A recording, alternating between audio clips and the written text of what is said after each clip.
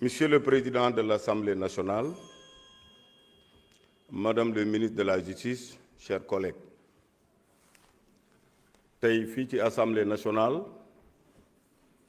déglu naa kàddu yi ngeen wax yépp yow mi Madame le ministre bindi lettre adressé ko à l'Assemblée nationale ñu lever l'immunité parlementaire Mouhamadou Ngom di Farba ak yi ñu ci wax yépp te ngay jigéen am nga borom kër am nga doom am nga goro bu doon tey sama morom góor moo toogoon sa place bi nga nekk suñu toogee fii ci Assemblée nationale bi dina am lu bari lu ma wax ndax ku ma xool déglu naa ci say kàddu ci say conférence de presse ne feebaruma dara jotuma maa ngi sant yàlla je suis pas mourant deewaguma nag te loolu ci loxo yàlla la ne nit warul yéenee moromam jullit mu feebar beneen bi ci topp yéen a ngi ci programme boo xam ne lever immunité pour mën a poursuivre yi am na ba pare looloo waral démb commission ad hoc am na lu ngeen ci wax mais dafa am lu ngeen ci war a leeral y a des professionnels du droit qui étaient là qui est député lu tax mu s'abstenir dafa xam ne poursuivre démarré na ba pare mooy extraire nañ na pavillon spécial le 8 extraire nañ ma pavillon spécial le 10 le 12 ñëw nañu ñu waroon ma yóbbu encore pavillon spécial section de recherche juste sama médecin ñëw ñu bàyyi ma foofu yooyu yëpp ñu def ko déféré nañ ma au niveau du tribunal de grande instance notifié nañ ma garde à vue léegi poursuite bi lan moo ci des du ma homme de droit mais xam ngeen ne poursuite am na ba pare léegi nag xëy na booba dafa fekkoon peut-être ñu xiif Farba Ngom ak levé nañu bu njëkk immunité parlementaire am détourné na 125 milliards détourné 200 milliards détourné nangam lépp ñu jël ko teg ko ci sama kaw man nag ñu ngi may tooñ installation régime bi ba tey dem nañu sama tool avec des gens la police de DIC ñu dajji porte yi dajji oto yi perquisitionné avec Jérôme Bandiaga ñu naan dañ fay ut xaalis ou dañ fay ut arme zéro loolu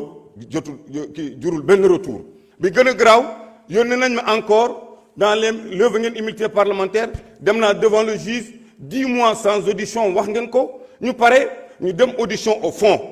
kan moo mën a imaginer ñu dem auditionner au fond ku ma bokkal dossier nekk co-impliqué ma nga xam ne moom la ñu waxoon ne moo ma jox xaalis ma ànd ak moom di mon frère ami Tahirou Sarr ñu libéré ko par décision du juge moom moo jël décision damay libéré Tahirou Sarr libéré Farba Ngom parce que def naa audition au fond gisuma foofu dara léegi nag ñu naan Tahirou Sarr demal Farba Ngom ñu def appel kan moo def appel c'est le procureur il dépend du ministère public mais yàlla mu ngi fii li ma bën a wax rek ci askan bi bu ma toogee assemblée nationale détournement deniers publics xaalis bi ci état lay jógee mooy trésor public kaamil alxuraan mu ngi nii laa yor te jullit laa ku ko gëmul ku nekk rek moo xam ne kaamil alxuraan du kaamil nag bu ñu xotti dara de kaamil bu mod la ndax dërëmu état mus na jógee ci trésor public lu dul sama salaire député sama salaire maire ou sama immeuble yi nga xam ne dama ko loué patrimoine bâti dërëmu état bu dee mus na jógee ci trésor public dugg sama compte wala compte société il a mis le juge a mis délégation du judiciaire police dem enquête def lu nekk waat naa ci yàlla ak kaamil alxuraan bii mooy sama seede ndax mus naa jël xaalisu état duggal ko ci trésor public xaalis boo xam ne jóge na ci trésor public kaamil alxuraan la laa wax bu dee xaalisu état mus naa jógee ci trésor public dugg sama compte société yi ma am mus naa am ak kaamil alxuraan bi yàlla bu ma ko jëriñoo sama àdduna loolu dama koy wax loolu nga ànd ak man nekk ak pouvoir ak nekk dans l'opposition kaamil alxuraan Farba moomu ko moomu leen ko képp ku jullit yaa ko moom beneen bi may teg tamit wax leen ne bandiraabe Allah jaaraama on jaaraama mais lépp loo xam ne tegoon nañ sama kaw dama ciy gërëm justice parce que am na loo xam ne justice liggéey na ko su du woon justice du ma mën a setal sama bopp ci wàllu adduna bi moo tax baal naa ñëpp ku ci topp ku ci waxoon ku ci defoon yëpp jéggal naa leen te yàlla tax te maa ngi ñaan ñëpp nañ leen jéggal te yàlla tax ndax addunaa demee noonu leneen li ci topp aussi bandiraaɓe haalpulaaren ngannde Farba biyaaɗo ko mawɗum mboɗo yetti Allah kono mbuuɗu ngu laamu jeyi trésor public kamil alquran banni seede meeɗani nadde compte société mo joguimi ɗum woni ko jinnomi haalde Allah jarama on jarama. Ministre de la Justice, garde des Sceaux. Vous avez la parole. Ouais.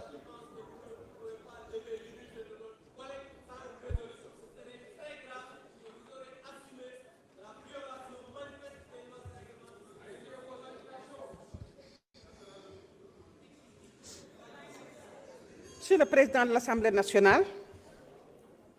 Madame le secrétaire d'État auprès du Premier ministre chargé des relations avec les institutions, porte-parole du gouvernement, honorables députés, chers collègues du ministère de la Justice. Au cours d'une visite inopinée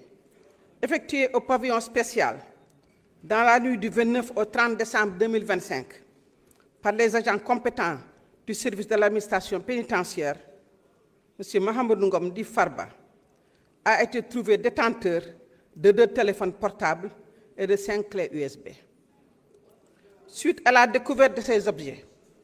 dont la détention n'est pas autorisée en milieu carcéral, une enquête judiciaire a été ouverte immédiatement. L'exploitation technique de ces téléphones a mis en évidence plusieurs échanges téléphoniques avec diverses personnes établies sur le territoire national et à l'étranger, mais aussi de nombreuses opérations financières et immobilières, des documents judiciaires couverts par le secret de l'institution et des vidéos impudiques. Entendu, M. Mohamedou Ngom Di Farba a reconnu la détention de ces objets en indiquant qu'il avait introduit lui-même l'un des téléphones dans la cellule en le dissimulant dans un pot de lait et qu'il avait aussi reçu l'autre d'un surveillant de prison en service à la maison d'arrêt du pavillon spécial. Au regard de ces éléments objectifs, il apparaît que l'enquête a permis de réunir des indices de présomption grave d'introduction et de complicité d'introduction frauduleuse d'objets prohibés en milieu carcéral, de corruption, de violation du secret de l'instruction, de diffusion d'images contraires aux mœurs, faits prévus et punis par les articles 45.3, 160, 217, 363, 431-60 du Code pénal et 11 du Code de procédure pénale. L'ouverture d'une information judiciaire est alors envisagée afin d'élucider les faits et d'établir le niveau de responsabilité de toutes les personnes impliquées. Toutefois, il résulte des articles 61 de la Constitution et 60 de la loi organique numéro 2025-11 du 18 août 2025 portant règlement intérieur de l'Assemblée nationale que, sauf cas de flagrant délit, aucun député ne peut,